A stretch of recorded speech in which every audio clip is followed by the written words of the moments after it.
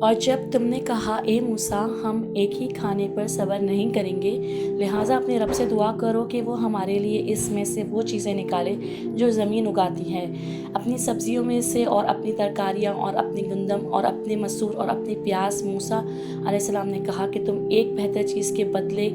کم تر چیز طلب کرتے ہو، کسی شہر میں اتر جاؤ تو یقیناً جو کچھ تم نے مانگا ہے وہ تمہارے لیے ہوگا۔ اور ان پر ذلت اور محتاجی مسلط کر دی گئی اور وہ اللہ تعالیٰ کے غضب کے ساتھ لوٹے۔ یہ اس وجہ سے ہوا کہ وہ اللہ تعالیٰ کی آیات کے ساتھ کفر کرتے تھے اور اللہ تعالیٰ کے نبیوں کو ناحق قتل کرتے تھے، یہ اس وجہ سے جو انہوں نے نافرمانی کی اور وہ حدود سے گزر جاتے تھے۔ یہ دیکھیں ایسے لوگ جو ناشکری سے اللہ سے مانگتے ہیں، مطلب ان کا دل ہر چیز میں بھر جاتا ہے، وہ لالچ کرتے ہیں، اللہ کا شکر ادا نہیں کرتے، اپنے آپ پر